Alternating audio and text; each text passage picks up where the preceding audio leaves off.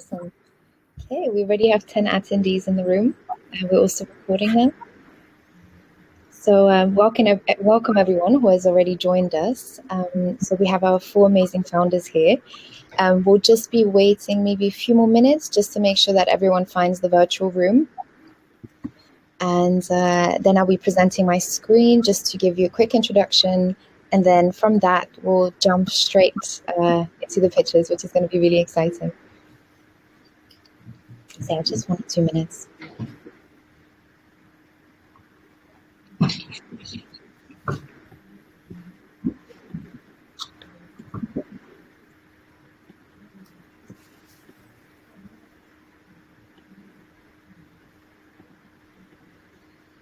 So maybe I'm going to share my screen already.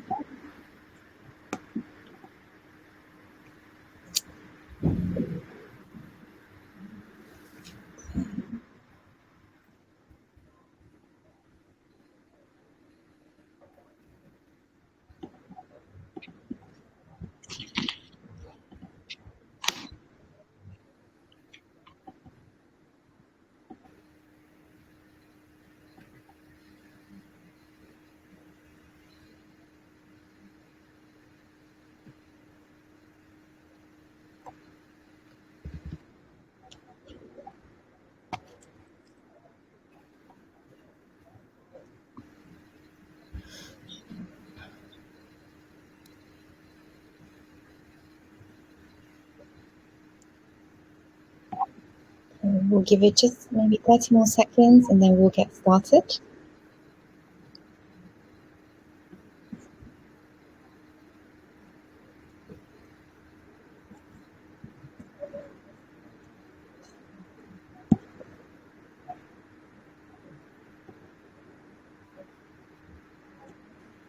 Okay, I think we're going to get started now. So it's 6:32. I'm going to share my screen now. So welcome everybody. Welcome to London New Tech 61. My name is Katerina and I'll be your host today. So I'll just give you a quick introduction of what you can expect from today's event. As mentioned, I'll be just giving you a brief overview of the startups that will be pitching today. So we have Bloomful, which will be pitching at 6:35. Then we'll have Bomadu, followed by CrystalRoof. And then last but not least, we'll have Mipango app. And just as a reminder to those of you that are new, after our wonderful startups have finished their pitches, you'll have the opportunity to join them for a networking session. So you'll see that each table, so there's 4 tables, and each table has been designated for one of our founders. So if you have any additional questions after our founders have delivered their pitch, please go to the table and just start a conversation with them. They'd love to hear from you. So after the quick introduction and who will be pitching, I'll just remind everyone of the format that will be presented today. So our founders will have 5 minutes to pitch their event. After 5 minutes, I'll clap gently my hands. And then after the 5-minute pitch, each founder will have 5 minutes to ask them a question. So please post your questions in the chat.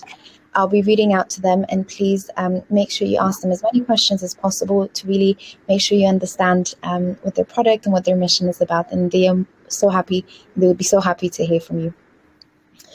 As a reminder as well, in order to make sure that all our events are up to the highest standard, we have a feedback form. We'll kindly ask you to please fill out the feedback form as one of the questions we've added at this event is the opportunity for us to reach out for you to the founders in case you have any more questions or if you would like to develop the relationship further. So we will be really, really appreciative of your feedback. It will be a great opportunity for you to reach out to the founders that will be pitching here today because 5 minutes is not a long time. We also have a poll. So you should be able to see a poll where we've asked you a few questions. One question is around the time. One question is around what industry you're interested in. And and I think there was a third question, which I forgot about. But please fill out the poll. It takes about 30 seconds. That would be amazing. And then last but not least, I'm sure you've seen some of the people here. So myself, Kathy, I'm the events coordinator. We have George, who's in operations. Then we have Akadi, who's looking after partnerships. And we have Michael, who's looking after the legal side of things. So that was my quick introduction. I hope you really, really enjoyed that, and you're really looking forward to hear from the startups that we managed to get for our event today. So if we could please have, so I'm going to stop sharing my screen now. So if we could please have Bloomful, so Dupe on stage. I'll stop sharing my screen. Please kindly share your screen. And yeah, you can start your pitch. Will be followed by 5 minutes of questions. Can you see my screen? Not yet.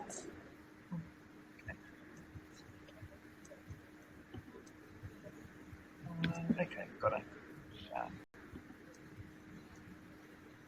Hopefully you can see now. Yes, thank you. Okay, so shall I just get started? Yes, please, go ahead. Okay, hi everybody. It's really great to be here. Thank you for having me. I'm Dupe. I'm the founder and CEO of Bloomful. Before building Bloomful, I worked as a strategy consultant at BCG, where we did strategy for NHS trusts and private healthcare. And before that, I was a doctor. So I worked on the front line of the NHS for about 6 years. And it's here that I recognised very early that there is a gender disparity that exists in healthcare, a system which historically has been very male-centric, resulting in much poorer outcomes for women, especially when it comes to their reproductive health. 80% of women have had an unwanted gynecological symptom in the past year. And as a doctor, I would see these women coming in weekly with pelvic pain, heavy bleeding, menopausal problems that were causing them to drop out of university, take leave from work, develop depression, anxiety. These women that were literally planning their whole lives around their reproductive health. Imagine having to do that. And I'm talking about women like Tanya. She's a real person. She's 32. She's had chronic pelvic pain since she was 17. That's 15 years of going back and forth to the doctors, feeling unheard and dismissed. Why can't she track her reproductive health in the same way that she can track her heart rate using her Fitbit? The fact is that as doctors, we are not resourced to deal with these issues. And as a result of that, conditions like endometriosis and polycystic ovary syndrome, the diagnosis and treatment of them is slow, it's invasive, and it's really outdated. The pathways are ambiguous. They can take, on average, 8 years. And because of that, women like Tanya are spending over £400 out of pocket every year on scans, private appointments, at-home hormone tests, anything to help them diagnose and self-manage their gynecological health. And it's not just Tanya. There are 19 million women who have some type of gynecological symptom, problem, diagnosis, fertility issue, just like Tanya. That amounts to a 7.7 billion revenue opportunity in the UK alone. That's over 200 billion globally. But I did want to test the market for myself. And so I pulled together a few no-code tools, built a very lowbrow version of the product, and I distributed it through social media. And in just a few days, the results spoke for themselves, an 86% conversion to paying customer. And remember, Tanya, she was one of those customers. Turns out that she has endometriosis. Her and others are literally waiting for the next version of this product to drop. But the opportunity doesn't end there. The way that data is fed back into pharma and research is really poor. These pharmaceutical companies need this data to develop the right solutions and the right therapeutics, but they have difficulty getting it. So we've got two markets and nothing that connects the two. And that's why I'm building Bloomful. Bloomful is a platform to diagnose and treat women's reproductive health, whilst also building the data, the tools, and the infrastructure needed for companies to develop the right long-term solutions. So our remote care pathways provide an initial assessment up front through an at-home testing kit, as well as a scan at one of our partner clinics. That's overseen by a clinician who's able to review the results and provide a presumptive diagnosis. And then the ongoing subscription gives women the opportunity to have long-term support, so regular follow-up, symptom tracking, uniquely predictive insights, personalised recommendations, and curated content. We're also giving women the autonomy to own and control their data, collaborate with biotech companies, and be front-loaded for clinical trials. And will ultimately become a SaaS growth opportunity further down the line through partnerships with pharmaceutical companies. And we've already used this solution to help Tanya understand and get the help that she needs. This is the solution that I needed as a doctor to help manage other patients like Tanya too. We operate as a patient-facing subscription app with some additional add-on services. So essentially, we're giving women a bespoke program where we spread the cost over 12 months. So initially, it's very algorithmic management approach, but over time, we'll use machine learning algorithms to get smarter, diagnose quicker, know what treatments work, analyze and link user data, and that's how we plan to grow our margins into the long term. Down the line, there'll be much bigger returns from B2B SaaS plays through the data that we collect. So diagnostic tools, digital therapeutics, data assets that we can sell to pharma, and clinical trial solutions that we can white label for research companies. So we are differentiating ourselves by prioritizing continuity of care and a holistic approach. These are two elements that are so important to women like Tanya, but other companies really fail to deliver at the moment. We are going to market through a B2C route in the first instance. We're doing that so we can really focus on demand, show growth, build customer loyalty, and really curate the narrative that will help us with our B2B2C roadmap later on and beyond that as we go into healthcare systems.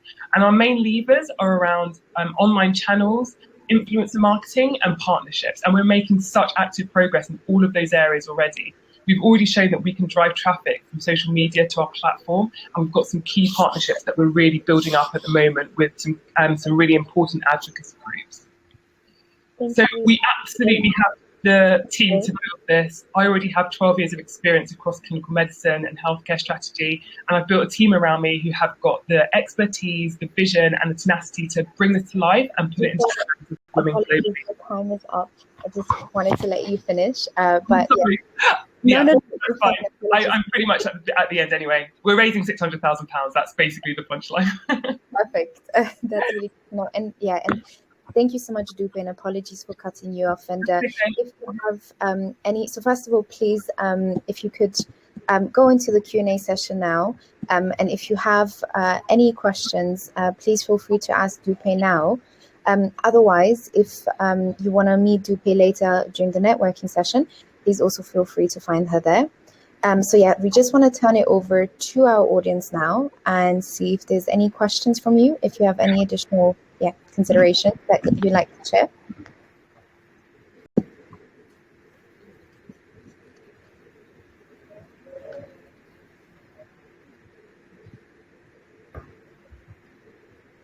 So we have one question that George posted in the chat. How did you come about to want to address this problem? So obviously, having a background in medicine, I was able to see the issue quite a number of years ago during my clinical practice, that there doesn't seem to be any proper pathways for lots of women's health conditions. I think what really pushed me to solve it was feeling like I was the right person, having done consulting in the healthcare space. And beyond that, just really seeing lots of the inequalities that have kind of come to the forefront over the last year or two, especially with COVID, has galvanized my sort of latent desire, I suppose, to make things more equitable for people who have, poor access to healthcare.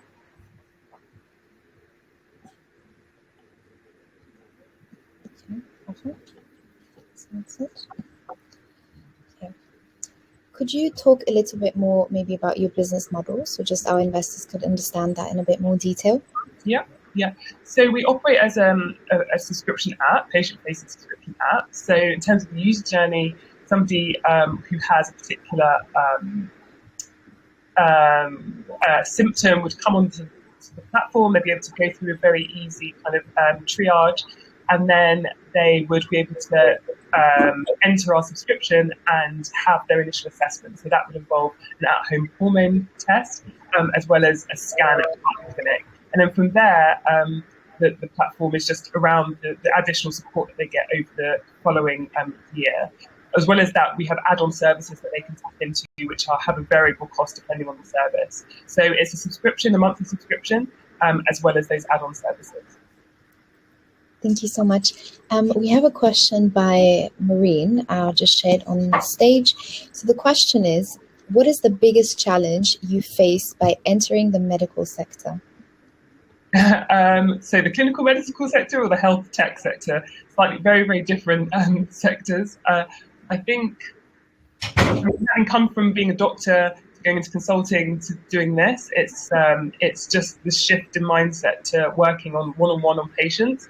working on something that could really affect a great number of people at one time. You know, it's just shifting your mindset to very kind of closed solutions that are very much written in stone, to how do we solve a problem on a much bigger scale, and have a much bigger impact into the long term, and trying to build solutions that way.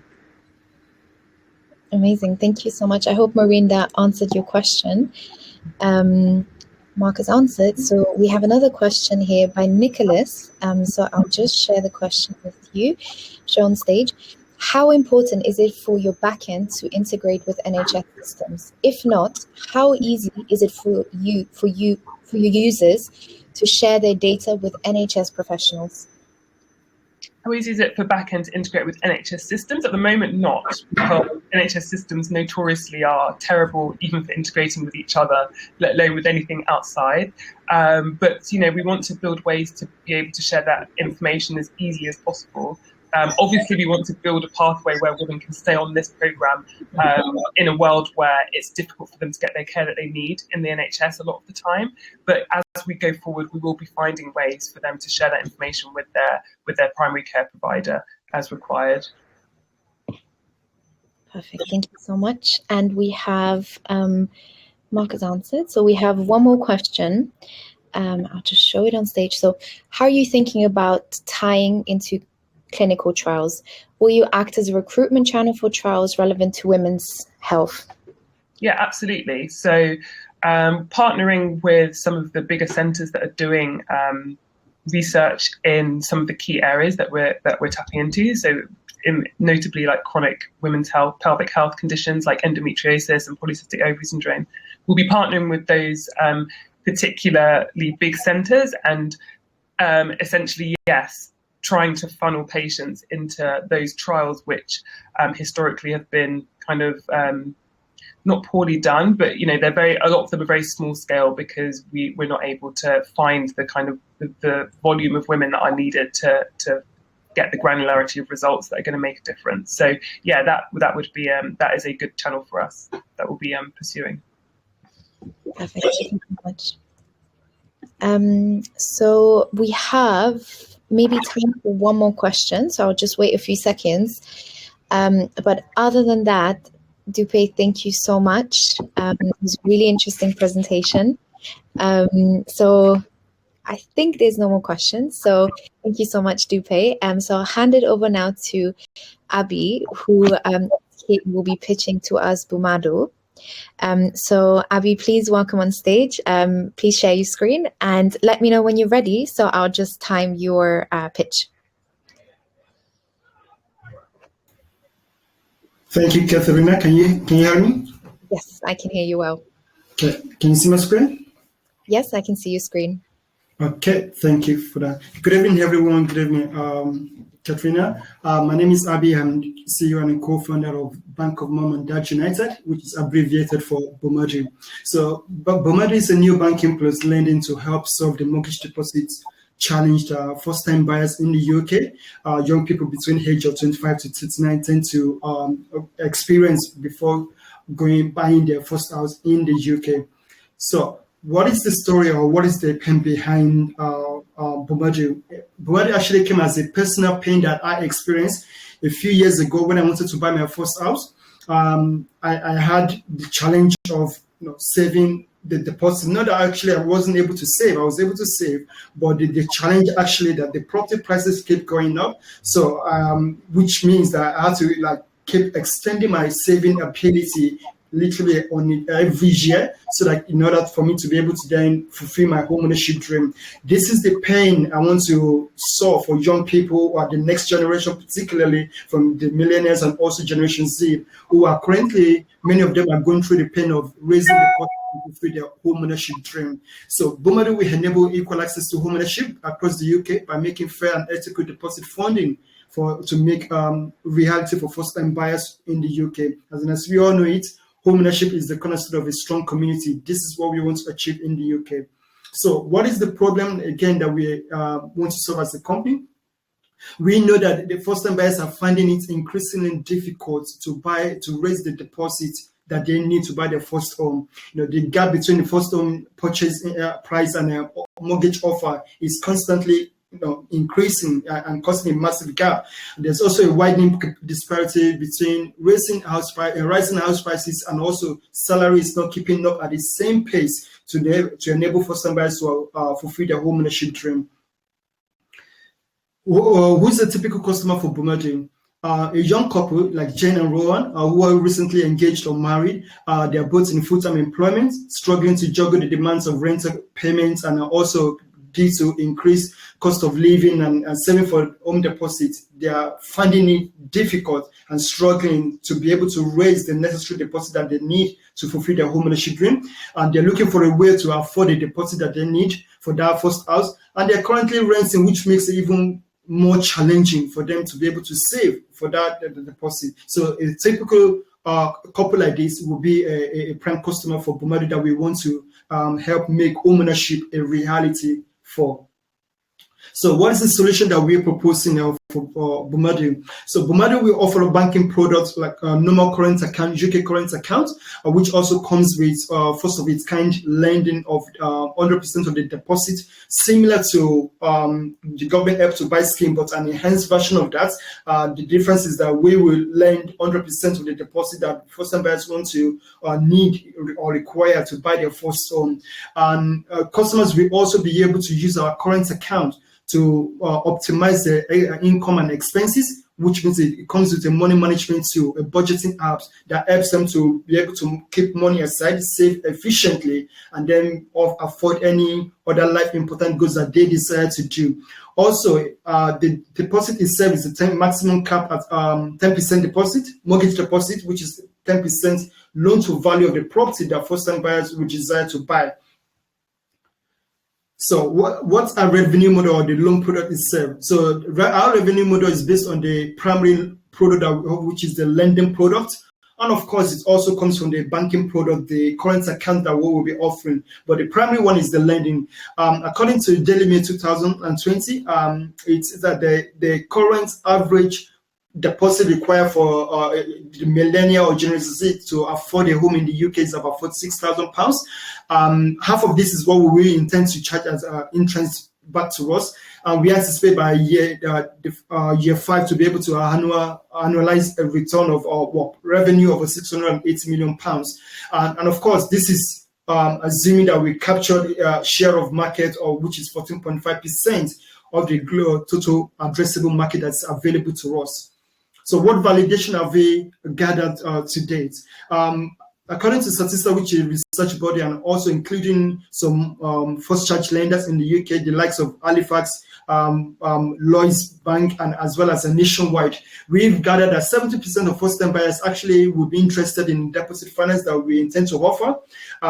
There are a few in the market at the moment, but none actually comes close to what we intend to do in terms of having a new banking experience, which comes with a budgeting hub that we intend to launch to the market. 83% of first-time buyers find saving deposit challenging for many reasons, really, which we find out. In terms of development roadmap, we intend to close our funding wrap this month to the first week in October to enable us to launch the new banking web app 3 months from now. I will be able to talk about that way in the networking session. So this is the gap we intend to fill in the market. Bomadu will be a smart current account and can offer 100% of mortgage deposit for first-time buyers that are intending to fulfill their home ownership dream quicker. Thank you very much, Abby. Apologies. I know 5 minutes is not enough, but thank you so much for your pitch. So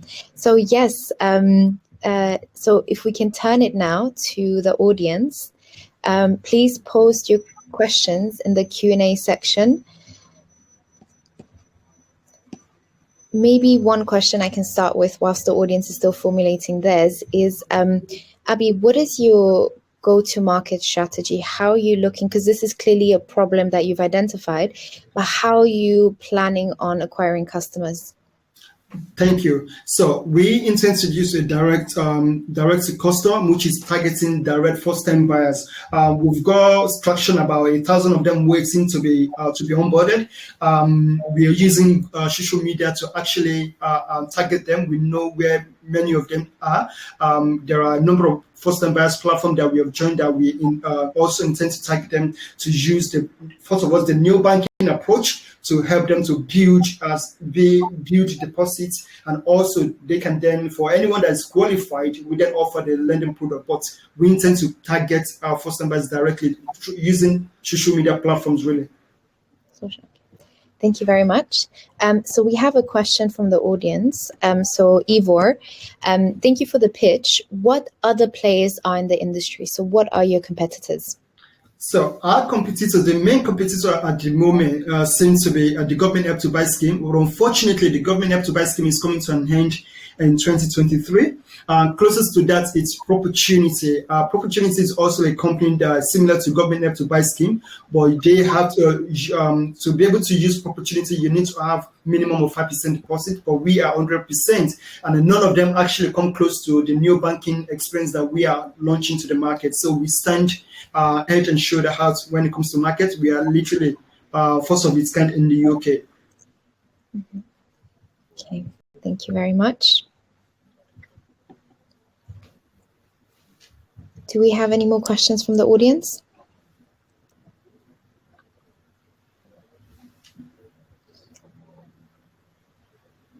Maybe one question I could ask is, in terms of you providing the deposit to your customers, what is your risk mitigation strategy? Thank you. So one of the things that we tend to share is that we do have strict eligibility criteria for that. And of course, one of the very first one is that we, as a business, we have insurance in place, and also impose on the buyers, first-time buyers, to also have insurance to protect against downside. And of course, one of the other approaches that there is part of the eligibility criteria is that we do not allow first-time buyers to buy beyond what they can actually afford when it comes to. So we have affordability criteria in place to ensure that, okay, the buyer can actually afford what we lend them to buy. Mm-hmm. The deposit itself is deferred for 5 years. So giving them enough time to save up for whatever we have lent them. So it's kind of similar to what we call like buy now, pay later kind of strategy, but very different, but tailored to the property markets. Mm-hmm. Okay. Thank you very much. Let's see, are there any more questions from the audience around Bomadu, the product, the strategy?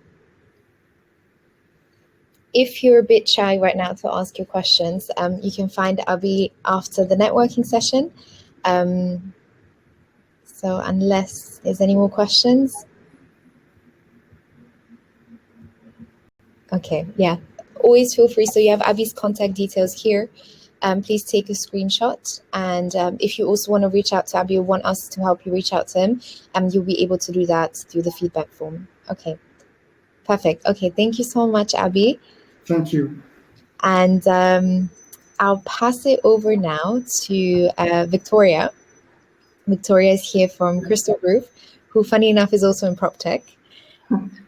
So please, Victoria, feel free to share your screen and let me know when you're ready to start, and I'll be timing you. I'll clap twice. I'll let you finish your sentence, and then we'll move on to the questions. Okay.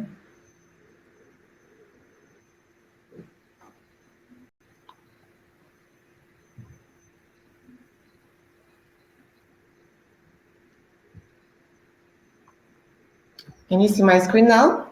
Yes, we can see your screen. Okay. Hello, I'm Victoria. I'm a co-founder of CrystalRoof, and this is how our journey started. A couple of years ago, my partner and I have moved to London, and it was both exciting and a challenging time. As much as we enjoyed the city with its countless opportunities and hundreds of attractions, we really struggled with housing. Our first apartment was a Victorian conversion with beautiful period features and non-existent sound insulation. We had to move out because our neighbors were nocturnal, and we also had to pay rent for our both new and old apartment. We learned our lesson. Our next apartment was in a newish block of flats, roughly in the same area, and nothing could have gone wrong, except it was right under the Heathrow flight path. Could you expect that? We were roughly in the same area, very central, somewhat classy, and tens of miles away from the airport. Then we looked around and understood that the question about where to reside is the top one on expert chats and communities. And this question doesn't puzzle only expats. Savvy Londoners are no exception when it comes to moving out of the area they already know. People are looking for answers on Reddit and Mumsnet forums, browsing websites, government websites for crime statistics, and taking walks in the area. Indeed, local knowledge is scattered across the internet. This is how we came up with CrystalRoof, the tool that provides local area knowledge by postcode. We cover every aspect a person needs to consider when they move house, such as crime rates in the area affluence, typical residents, of course, transport links, local schools and amenities, such as food stores, bars, pubs, GB practices, and so on. We also point out red flags like area being affected by poor air quality, flood risk, and different types of noise, aircraft noise, traffic noise, emergency vehicles, and even ringing church bells. The product. Currently, we have two products. The platform for house hunters, which allows house hunters to check their postcode before committing to a property. And the widget for real estate agencies, which provides local area knowledge for every property advertised on their website and highlights area benefits. Both of our B2C and B2B solutions complement each other and boost each other. So the platform is a shop window, and this is actually how we got our first B2B customers. While the widget improves SEO because the pages on property websites where the widget is embedded are essentially backlinks to our platform. This is, by the way, the screenshot of the widget. Business model. Currently, we have two products, and this is why we have business models relevant to each of the products. So for the widget, we have subscription model, and we charge subscription fee for every month for a branch. And this is currently our main focus. And for the platform, we are planning to incorporate paid features, also doing lead generation and serving native ads for businesses in the real estate sector. Traction. We are in the beginning of our journey, and we are really excited to see what our next chapter is. Currently, on the platform, we have 30,000 organic monthly users, with people often sharing links to our platform on their social media and mentioning us on their blog posts. And for the widget, we currently have 10 customers on our pipeline, with official launch of the product scheduled in 2 weeks' time. Everybody who gets to know about CrystalRoof and the benefit that it provides loves it. So we are currently looking to raise 300K to make local knowledge available for everyone. This is it. Thank you very much. Thank you so much, Victoria, and you're well in time, which is amazing. So I'm going to pass it over to our audience now. If you could please post your questions in the Q&A section, that would be amazing. And I wish I knew about CrystalRoof before, because I'm struggling with no recently. Definitely, so sign me up. But yeah, so let's see if there's any questions from the audience. But yeah, maybe one question I have for you is, how do you make sure that the data that feeds into CrystalRoof is always up to date? Well, we are looking after that. We have, I would say, a process, scripts to update this data. So we know the data sources, and we automatically update the information on the website. Mm-hmm. Great, thank you so much. Wow, a question from George. I'll just share the question with you. Who are your competitors in the space? So who are you competing with? I would say we could say that we have direct and indirect competitors.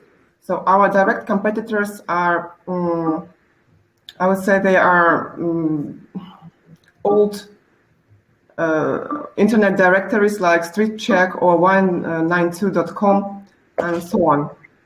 So, and our indirect competitors would be property platforms which are designed for professional use. So probably the better answer for this is the first ones. And we think that we have really an advantage, and we have identified a market which is quite intact. Mm-hmm.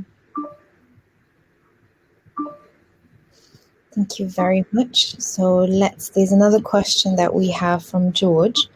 Who are your current paying customers? What pain points are you solving for them? So our paying customers, probably it wasn't very much clear. We have two products. One of them is a platform where everyone can go and check their postcode. This is for general public, and this is free of charge. And we have a solution for estate agencies, which is an embeddable widget, and it goes into every page of their property, of the advertised property, and it uses their postcode or coordinate, and it provides local knowledge for this exact property. So our paying customers at the moment are estate agencies that are using our widget. Mm-hmm. And the question, the problem which we are solving for them is we are providing local knowledge, which is useful for their customers, and we're also providing maps. So we have embeddable maps, and in this regard, we are probably replacing Google Maps, in some regard, yeah. Mm-hmm. Amazing. Thank you so much, Victoria. Let's see.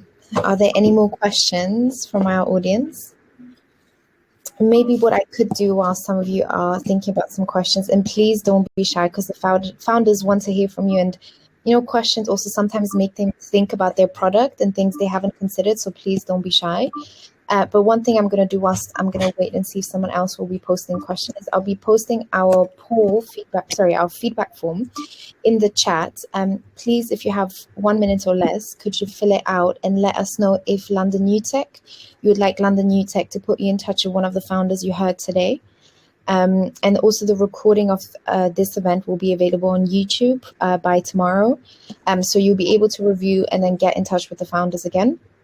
Oh, perfect. We have a question. So let me share this question on stage. So good progress, Victoria. What are your long-term business goals? So for long-term business goals, as we see us in the future, we want to be a property data platform which every Londoner will use before they commit to a property, before they rent or buy a property. So everybody who is about to move house will go to the CrystalRoof platform and will check if, and will make the informed decision about it. And just in case, we'll check that, the area is right for them and this exact location is right for them. Perfect. Thank you so much. Okay. So unless there are any more questions, I don't think I can see any. We will move on to Lillian, but before we move on though, please make sure that you fill out the poll that is live on the event. And the other thing to mention is, so as a reminder, after Lillian finishes her pitch and after she'll answer some of your questions, the event is not quite over. There will be a networking session where you'll be able to join the founders at the virtual table, and you can ask them a few more questions to find out a bit more if this is a company you would like to invest in.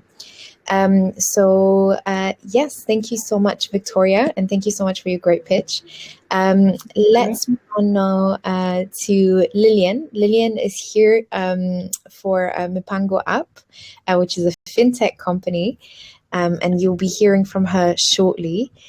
So Lillian, please feel free to share your screen and let me know when you're ready for me to start the timer. Okay.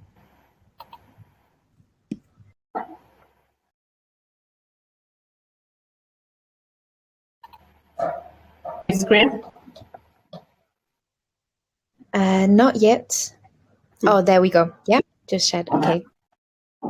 Okay, we can start the timer.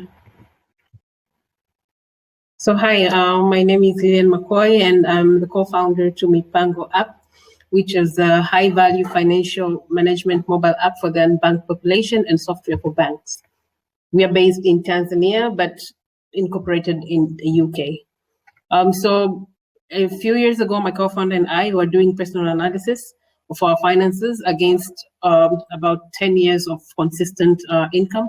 And we realized we had no savings, we are in bad debt, and had not actively invested.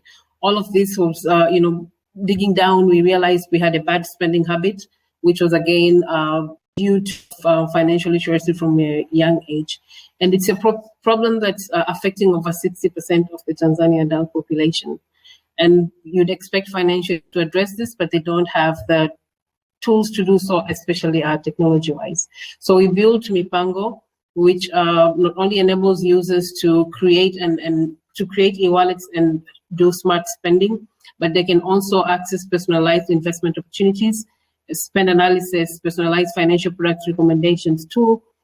They can also track their cash spend as well as mobile money transactions, as well as AI-powered personalized financial advice, which is behavior-based. This is tailored for mobile apps for the unbanked population and software as a service for local financial institutions. And we're saying the market is ready because in Africa, out of 1.4 billion people, 100 million people have smartphones, while in Tanzania, out of 60 million people, 19 million have smartphones, while about 8 million are banked. Our business model is both B2B and B2C. So our B2C has a TAM of 39 million, while our B2B has a TAM of 800 users through financial institutions. 800 financial institutions, which gives us 8 million. So we launched a B2C pilot in July 2020, and we were able to get about 10,000 subscribers bootstrap.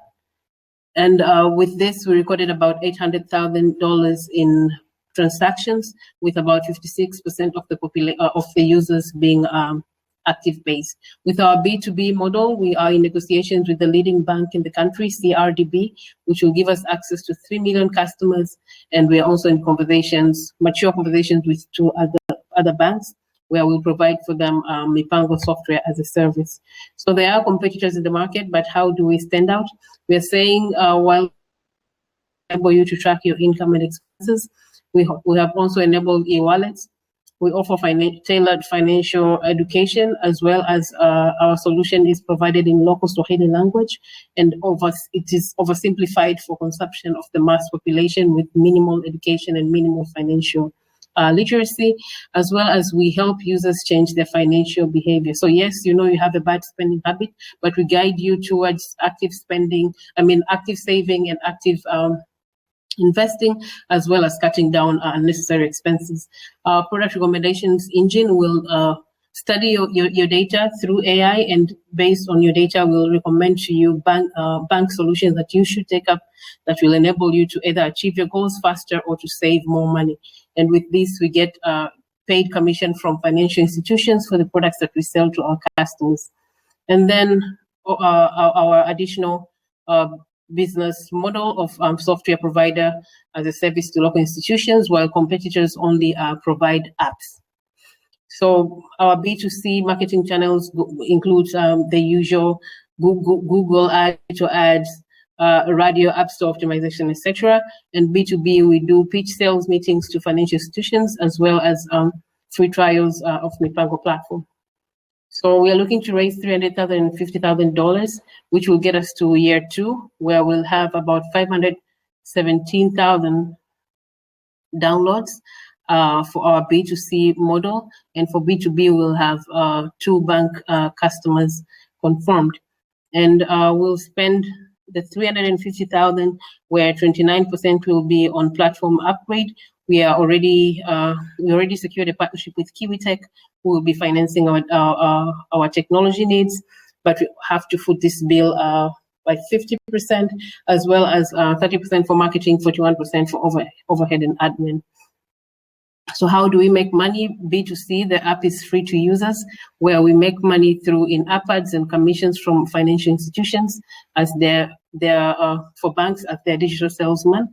And for B2B, we charge platform integration fee one time and monthly maintenance fees, as well as new features monthly fees. Our roadmap includes, growing not only to just personal finance management, but also taking up latest technologies like buy now, pay in installments, Mipango for SMEs, Mipango for farmers, cryptocurrency. Whereas by year 4, we will focus on expansion to countries like Rwanda, Kenya, and Uganda. Our team has collective over 10 years. Apologies. Sorry? I'm saying thank you very much, Lillian. Unfortunately, your time is up. I didn't hear the clap, sorry. Yeah, apologies. I feel like maybe I need to find a better way to do that in the future. But thank you so much for your presentation. So this was our last presentation today. So we have 5 more minutes for Lillian. If you'd like to answer her a few questions, I'll turn it over to the audience now. If anyone has any questions for Lillian, Mipango app. So we have one question from George. What are the capabilities of the app now compared to what you plan to build? So right now, users can already track their income and expenses across bank channels, cash channels, mobile money, as well as use the e-wallets and product recommendations feature. What we plan to build, we also have incorporated AI for smart notifications that will give you financial advice, while we have all the other 10 features that we plan to activate in the next 12 months. But right now, the users can basically track and get financial advice. Thank you. Let's see, are there any more questions? Maybe one question I have is, what are the main challenges you're envisioning in terms of adoption of the technology when it comes to, so what is the current environment like in Tanzania in terms of fintech and adoption of this technology? I think the biggest fear would have been smartphone adoption, but we're seeing users picking up more smartphones over the years. We have about 34 million people that we can already reach, as well as fintech in Tanzania. We'd say mobile money has grown massively, which again is a channel for us to introduce the next level of fintech products to the customers. Banks are also trying to be innovative. I would not say they are as innovative as the telcos who offer mobile financial services. But again, the market is really acceptive of products, but there will be some additional effort of educating users on the importance of these products, as well as some traditional or physical channels of training users to use the service. But as with that, we have oversimplified the app to ensure that we minimize interaction required to train and educate customers physically. But the uptake is really impressive. I mean, 10,000 users without any marketing speaks for itself. And that's in just 3 months since we launched. Yeah, no, thank you so much. Do we have any more questions from the audience? Anything you'd like to ask?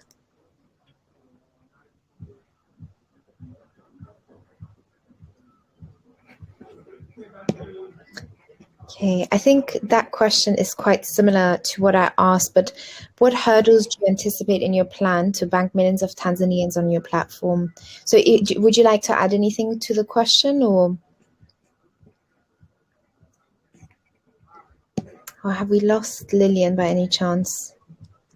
Yeah, so maybe I'll just add on to partnering with already fintech products that are already doing well in the market, like mobile money to banks. So that's why it's in our roadmap or in our progress that we've made so far. We're already in conversations with the leading bank here, which will enable us to onboard about 3 million customers at once. But we are also again pushing for partnership with telcos, which will again give us about access to 10 million customers. So definitely partnerships But again, the market is not as behind as most would assume. Mobile phone penetration is pretty high, smartphones pretty high, mobile money. I mean, 6 out of 10 people in the country or adults have mobile money service. So they do understand and desire to use more fintech innovations. Perfect. Okay, thank you so much. Any more questions for Lillian?